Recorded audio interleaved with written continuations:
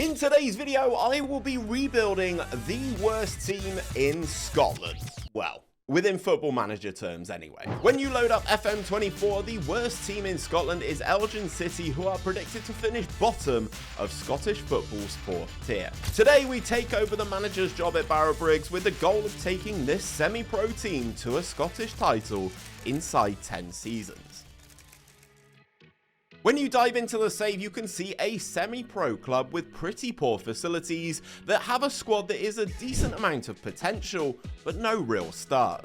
The best player in the squad is defender Ross Draper, who actually looks decent for a centre-back, but then you realise he's 34 years of age, so won't exactly be at the club for the long haul. As we're using a real-world database, we will see several new faces come into the club, and we're going to need it as we are 200 to 1 to win the league title, but are expected to finish rock bottom of the division and get relegated out of the game. And if that happens, this is going to be one of the shortest videos ever. When we put our best 11 into the lineup, you can see 3 of our best forwards will be leaving the club, which is sub-ideal, but we're going to have to make do with what we actually do have.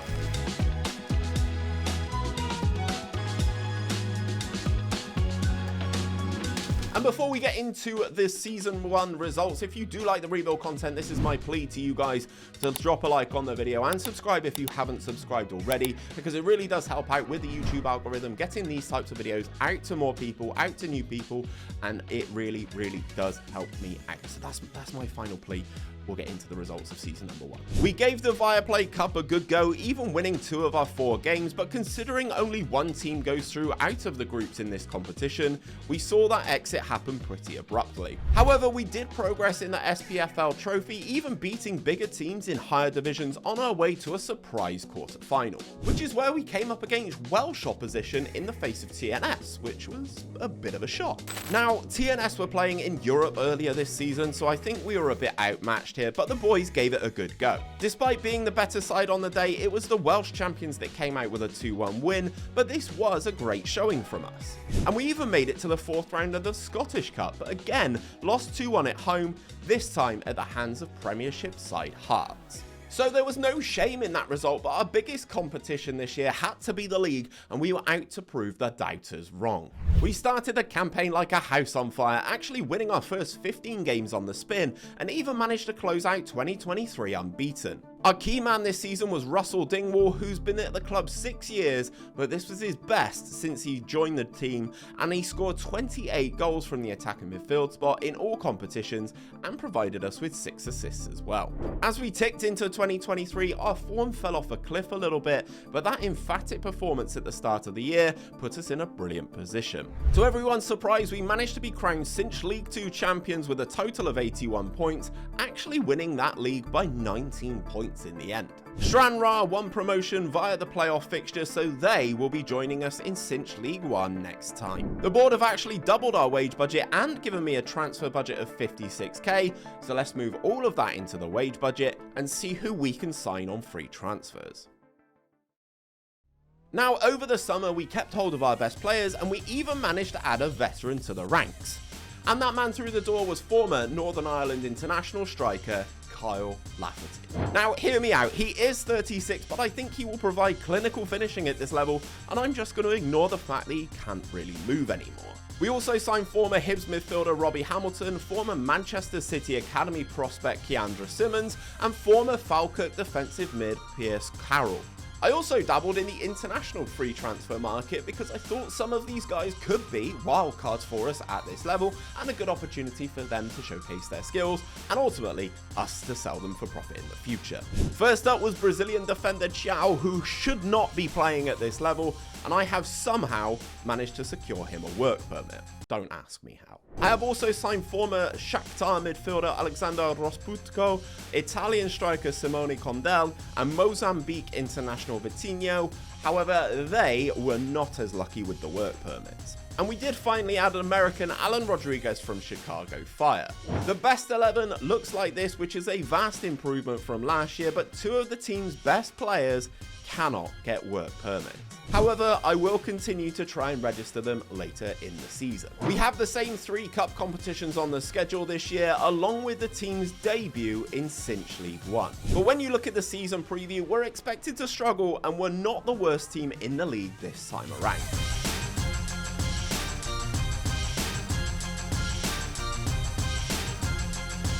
Much like last season, I wasn't going to judge the team on their performances in the domestic cups, even if we couldn't match last season's heroics. This season, we won one more game in the Viaplay than last season, but still didn't progress as Dundee secured top spot. We didn't have a good time in the SPFL trophy either, as we made it into the 3rd round but lost to Dundee United's reserves on penalties. And I'll be honest, losing to a reserve team is pretty embarrassing. But we more than made up for it in the Scottish Cup as we made it to the quarter-final stage for a 2nd season in a row. It was Premiership opposition on our way for this one, and we had to take on Aberdeen, and we really took the game to them, but ultimately lost in extra time. Our league campaign had a much better start than I was expecting, as we actually went unbeaten all the way through to October, but there were several draws in there this time. Key player for us this year was former Manchester City man Keandra Simmons, who scored 19 goals in all competitions, along with providing 8 assists, which is pretty impressive from the camp spot. I also need to give a shout out to left back Lyle Booth, who made the step up in division superbly, all whilst topping the club's assist charts with 16 in 41 appearances. After Christmas, we put together a good run of form to see us climb up the league and even finished inside the promotion playoff. However, this is as far as we got. We suffered defeat against Queen's Park over 2 legs, but considering where we were expected to finish this year, I will definitely take 2nd in the league and use it as a platform to build for next season. For a 2nd season in a row, our wage budget has doubled in our quest for the best free agents out there, but I also need to try and get work permits for the players that we've already signed. Going into season number 3, this summer window was very interesting because we actually managed to sell players for real money, which I feel like is a little bit of a surprise at this level. First, Piers Carroll was signed by Motherwell for $9 grand after one good year with the club, but he will return to us for the season on loan. And we then followed that up by selling striker Vitinho to a Portuguese Championship side for £4,600. That allowed me to be very active in the free transfer market, and we actually brought in 14 players to bolster our squad ranks. Key additions were wide players Thomas Hatton and Sam Nicholson, who arrived after their times at Celtic and Motherwell respectively came to an end. We also improved in goal as we signed former Rangers man Jakob Pizakas to be our new man between the sticks. These lads come straight into our best 11, but we still can't get work permits for 2 of them, so I have them transfer listed with the hope of flipping them for a little bit more profit. We're definitely better than last season in terms of personnel, and this is reflected in the season preview as we're expected to finish mid-table, but I can feel another promotion this year.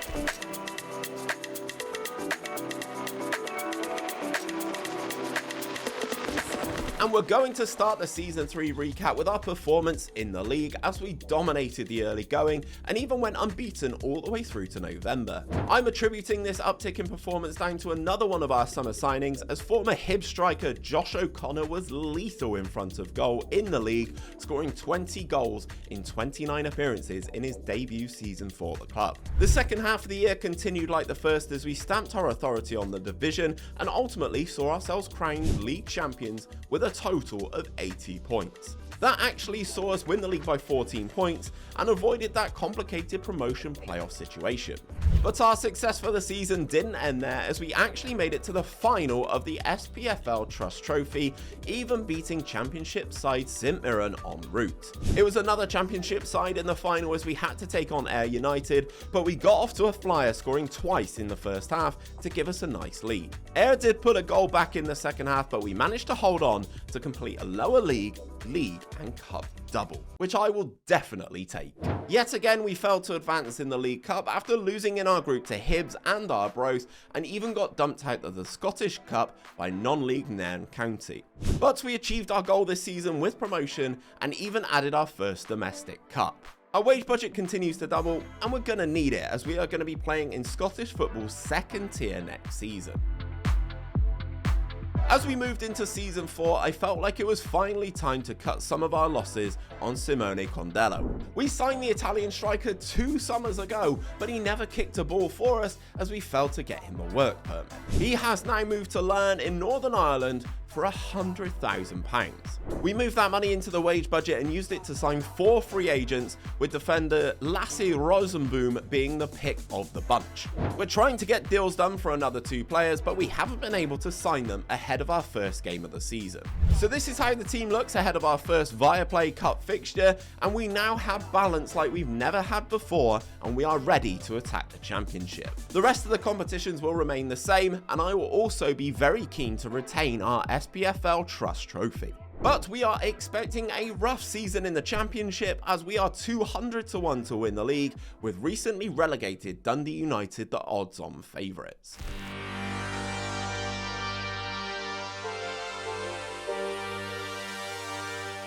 As always, we start the year with the League Cup, where we had a disappointing set of fixtures, finishing second in the table but a long way off first place Dunfermline Athletic. And after winning the trophy last season, I was out to retain the SPFL Trust Trophy, and we even made it to the final with wins against TNS, Inverness and Rangers B team.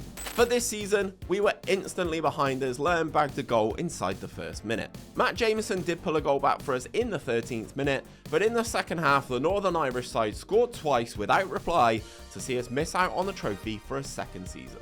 Our start to the league campaign was much better than I was expecting, as we won 9 of our opening 11 fixtures. Key man for us this year was Keandra Simmons, who dominated in front of goal, scoring 27 times in all competitions and was the league's top goal scorer.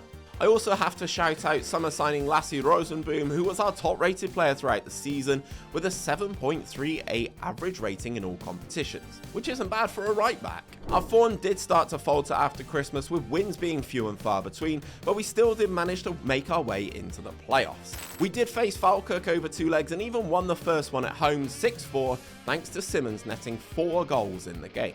However, the second leg wasn't as productive for us, as Falkirk won the game 4-2 on the night to send the tie into extra time. The extra 30 minutes couldn't separate us, so we went to penalties, where both Dominic Paul and Paddy Kirk saw their spot kicks saved by the Falkirk keeper.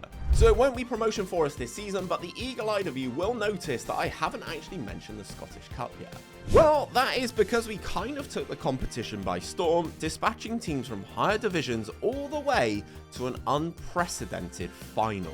We had to take on the final boss at Hampden as we faced Celtic for our place in history. And it won't surprise anyone that this was a step too far for us this year, as Celtic ripped us apart, ultimately winning the game 4-1. But I wouldn't say that we disgraced ourselves by any stretch.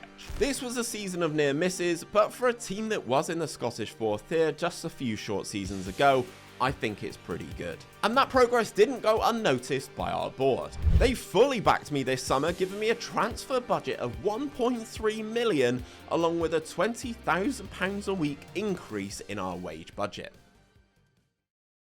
As you'd expect after being back to this level, we had lots of turnover this summer, as 15 new players came into the club without us spending a single penny on transfer fees. And I'm not going to run through all of them, but believe me, we now have some big hitters in this squad. This is how the team looks going into the first game of the season, and the base level of the squad talent-wise is so much higher than we've ever had before. We have the same 4 competitions as always, but I was always going to be gunning for promotion to Scottish football's top flight.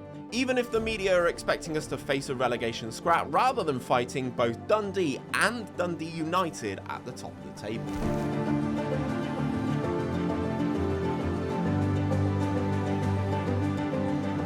As we move into Season 5, it finally happened, guys. We made it out of our League Cup group thanks to winning all 4 games. We then managed to secure a 3-0 win against Hamilton in the second round to see us progress into the quarter-finals. Here we faced Premiership side Motherwell on the road and twice took the lead in the game, only to see our advantage pegged back both times. In the end, the game had to be settled via penalties, where we came out on top thanks to 2 heroic saves from our goalkeeper Josh Clark. That meant that we advanced to the semi-finals, where we had to take on Rangers. This was a much closer contest than I was expecting, as we cancelled out their early lead in the first half. However, the Glaswegian side edged it in the second half with a long-range effort from Killian Fisher. And it was another Glaswegian side that ended our progress in the Scottish Cup, as for a second season in a row, we lost to Celtic. This time it was in the 4th round as we suffered a 3-0 defeat. But this season for me was all about that promotion to Scottish football's top flight, but we had a little bit of a patchy start to the campaign. However, after all of the summer signings settled into the club a bit more, we started to go from strength to strength, finishing 2027 in style. Our key man this season was summer signing Oscar McIntyre, who was ever present for us, racking up 44 appearances in all competitions, whilst providing a huge 24 assists from left back. As we moved into 2028, the team started to dominate like I knew we were capable of. So much so that we powered our way to the league title, racking up 81 points in the process, actually topping the table by a staggering 29 points. And our success didn't stop there, as we made it to a 3rd SPFL Trust Trophy final in a row, where we faced Inverness Caledonian Thistle. They actually finished 10th in the championship table and got themselves relegated, so I was feeling pretty darn confident going into this game. And that confidence was rewarded as we won the game 2-1 to secure yet another trophy to our ever-growing trophy cabinet. But after a huge season, it's finally time to play with the big boys of Scotland. We've achieved 3 promotions in 5 seasons here, and I want to continue that meteoric rise through Scottish football. I've been given another 750k in transfer budget this summer, in what will be one of the most important transfer windows I've done in recent videos. I needed to get this summer right, but I was dealt a huge blow as Lasse Rosenborn refused to sign a new deal with the club, so has joined West Brom on a free transfer. Farewell, sweet prince, but this transfer window did see me spend my first transfer fee on a player in this save so far. We dropped 400k to sign German defender Tyler Mieser from Dortmund's second team, and I think he has the potential to become a club legend. We also did add former Manchester City youngster Luis Fiorini on a free transfer after his contract with Dundee United came to an end. This is how we are shaping up for the biggest season in the club's history, and there are quite clearly some holes in this team, but I'm confident the boys can keep us in the division. Competitions wise, we've dropped the SPFL Trust Trophy after winning it for 2 of the last 3 seasons, so we will have less fixtures this year. But it is all about Premiership survival this time around, and we've been given odds of 900 to 1 to win the league, and Celtic are odds on to make it 4 league titles in a row.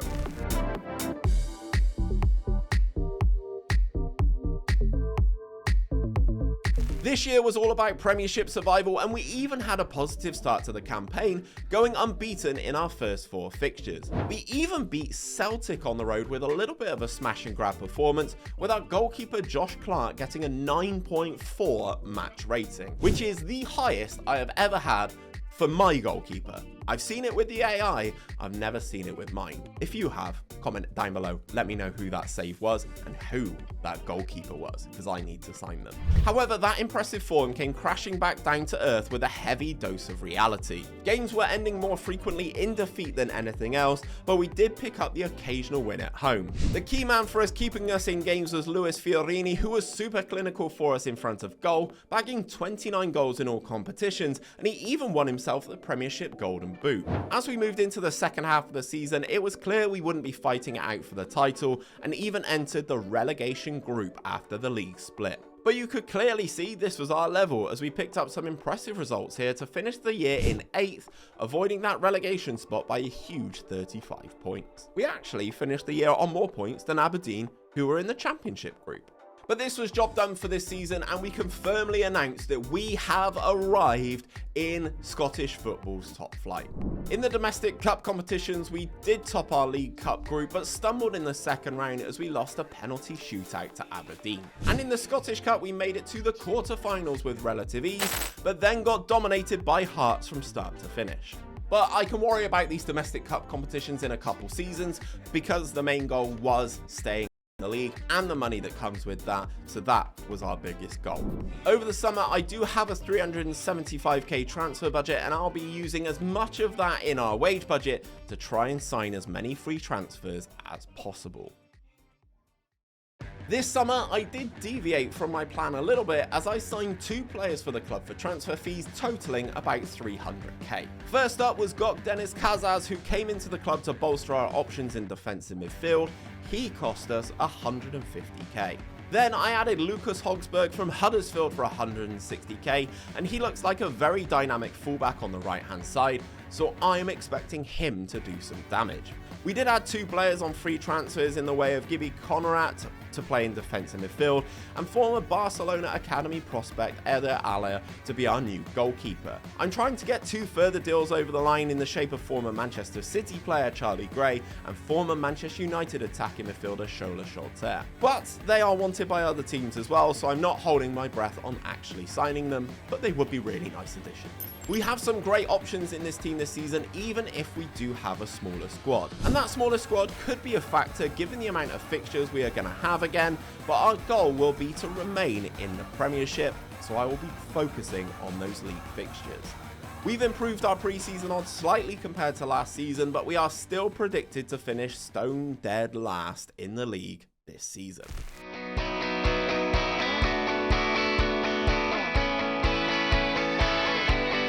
I will start this season review by talking about the domestic cup competitions because Rangers were the bane of my existence this year. First, they knocked us out of the League Cup after we topped Group B with a really difficult game at Ibrox.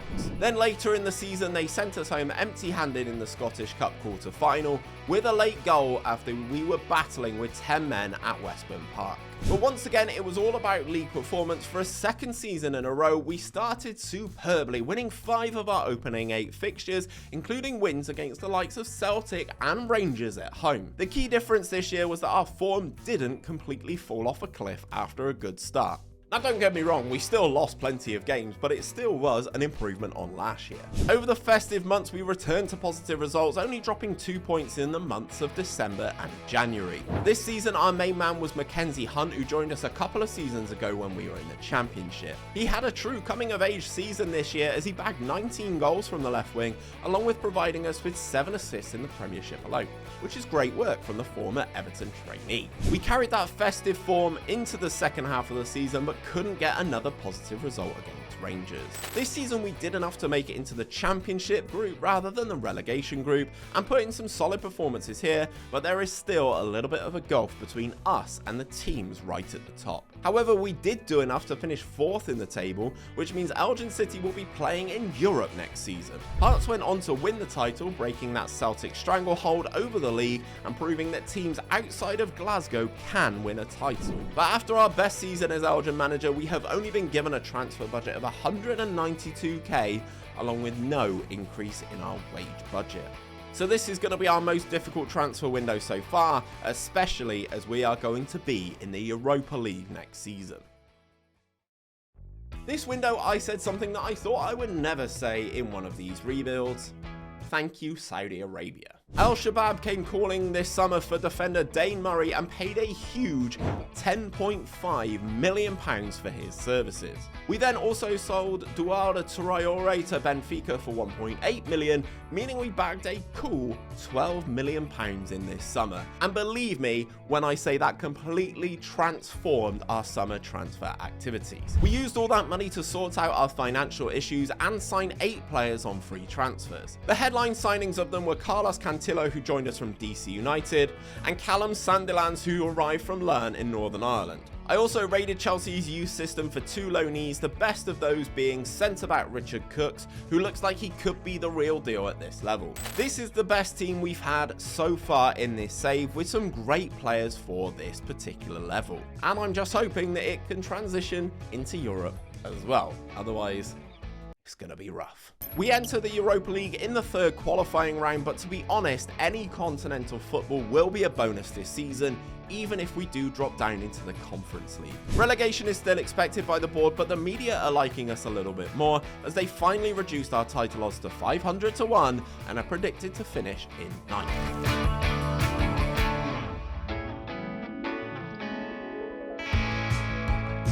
We are going to kick off our Season 8 review by talking about our performances in Europe, because we actually had a great showing in that this season. In the 3rd qualifying round, we had to face Besiktas from Turkey, and we had a dominant performance in the first leg on the road, winning the games 3-1 to put us in a great spot. Then the second leg was total domination as we scored an impressive 5 goals to win 5-1 on the day and 8-2 on aggregate.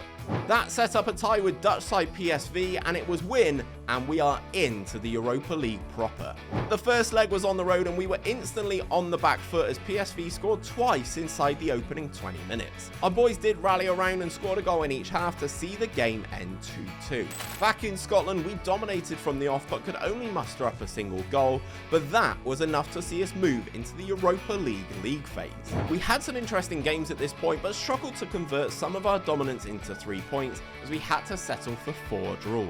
Those draws ultimately cost us as we finished on 7 points and down in 28th, meaning that we missed out on the knockout phase of the competition. But the exposure to European football can only be a good thing for the players and fantastic for our bank balance. I thought that this would be a good omen for us domestically, and we got off to a flyer in the League Cup, beating Dundee United and Greenock Morton to set up a semi-final with Celtic. The game was played at Hampden and we absolutely smashed them here, bagging 6 goals without reply to see us move into our first League Cup final. It was the blue half of Glasgow in the final that we had to face, and we got off to a terrible start by conceding a goal inside the first 2 minutes. But that was all Rangers offered in the game as we came roaring back with 4 goals without response to see us crowned champions and lift another piece of silverware. That was a great start to the season and we used that momentum to power us forward in the Premiership. So much so that we almost had a flawless first 3 months in the league, only dropping 5 points from our first 12 games.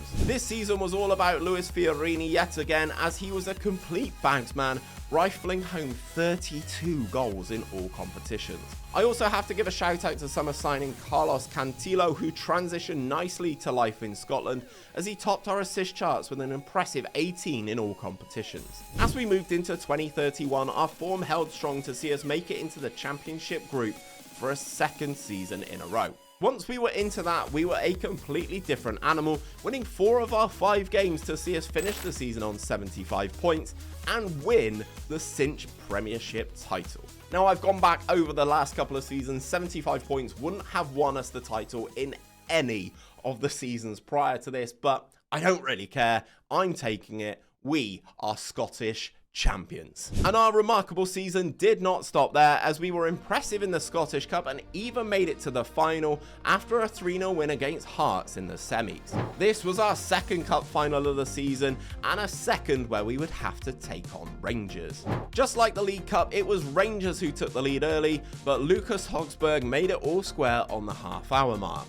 And that is how the game remained, meaning it would ultimately need to be decided via penalty shootout. Pens were flying in for both sides until our goalkeeper Eda Alla came up clutch to save 2 spot kicks to see us crown Scottish Cup champions and complete a domestic treble. This season was outstanding and something that I never thought possible all 8 seasons ago when we started in Scottish football's 4th tier. The fact that we have now won a domestic treble. Winning the league means that it will be Champions League football for us next year, and we've been given a £4 million transfer budget and a 25k a week increase in our wage budget. Compared to last season's window, this time around it was a lot more tame. We only had 2 major outgoings as Santiago Quiros and Fernando Alvarez left the club for a combined 325k. And then on the incoming side of things, we bagged another 2 players on free transfers, including former Tottenham forward Dane Scarlett. But we did splash a little bit of cash in this window as we bought Jensen Weir north of the border for the first time in his career, as we signed him from Preston for £6 million. We also paid £3.3 million for a loan move as we brought in Chelsea youngster Jacob Mitchell for the year, and he looks like a great addition for us on the wing. We're looking pretty good going into this season, with only minor weakness being in that left back position. This year we will be taking Elgin City into the Champions League for the first time, and we go straight into the league phase. So that is a massive windfall coming in, and we can finally start improving the club's facilities. But even after last season's domestic treble, we are still only 50 to 1 to secure the title for a 2nd season in a row and prove that it wasn't a fluke.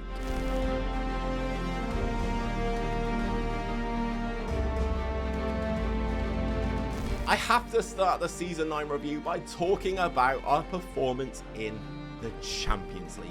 Also, I still can't believe that I'm saying that in this particular video.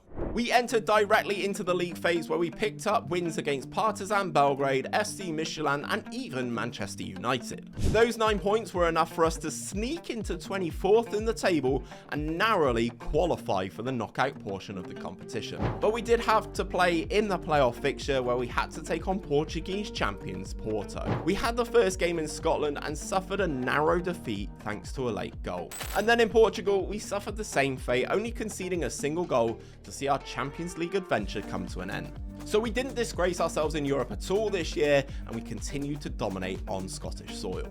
We had a strong start to the campaign, but the most evident thing I could point to this season was that we were very difficult to beat. Defeats were few and far between as we closed out the year with 5 wins from the 6 games in December. This was a great debut season for summer signing Dane Scarlett, who scored 28 goals in all competitions, including 23 in the league, which was enough to see him secure the league's golden boot. We're developing a bit of a habit for winning this trophy. Our summer loan signing Jacob Mitchell was also superb for us, contributing 13 goals and 9 assists this year, and we've decided to turn that into a permanent signing as his deal at Chelsea was coming to an end, so we've bagged him on a free transfer. And then as we moved into 2032, we went from strength to strength. So much so that we didn't even lose a game to finish the season, including winning every single game in the championship group. And this is just as well as we pit Rangers to the league title, this time by a single point to see us go back to back. However, we weren't able to retain the domestic cups as we lost in extra time to Hibs in the League Cup semi-final before crashing out of the Scottish Cup at the first hurdle, losing at home to Championship side Falkirk. But another league title in the bag, and we raked in the Champions League money, which has given us a massive transfer budget of £19 million to go into our 10th and final season. Oh, and our wage budget has doubled, so this should be a fun one.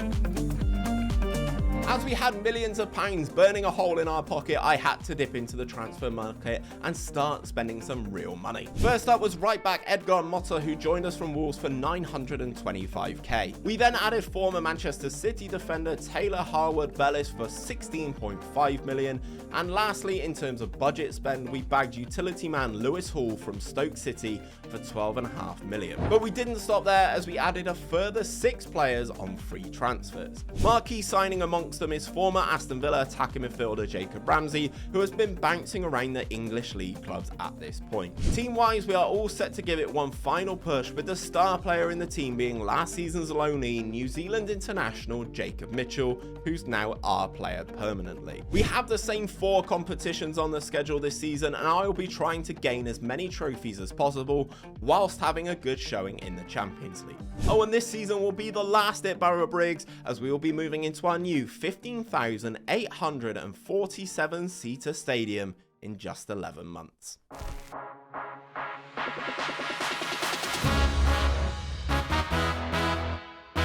Guys, before we move into the final season's results, I just want to say thank you if you are still here watching this video at this point. I know it's going to be well over the 30-minute mark at this point. And if you are still watching the video at this point, comment "No Scotland, no party" down below. This was a regular song over the summer in my streams as Scotland were in the Euros and stuff like that. Comment "No Scotland, no party" to let me know that you are still here 10 seasons into this video. In our 10th and final season at Elgin, we got off to a flyer in the League Cup, blasting our way through to the final, even beating Celtic 2-0 in the semis. It was of course Rangers in the final, and they seemed to be our kryptonite as we suffered another 1-0 defeat to miss out on that League Cup trophy. And things didn't get any better for us in the Scottish Cup as we suffered a penalty shootout defeat to Hibs after a 2-2 draw. Yes, that penalty shootout was 10-9, and yes, looking at the match stats, we probably should have won this game 3 times over. But the Cinch Premiership is our bread and butter, and we had our best ever year in this competition, beating teams left, right and centre. So much so that we made it a 3-peat in the league, this time securing 90 points to win the title by 15 points.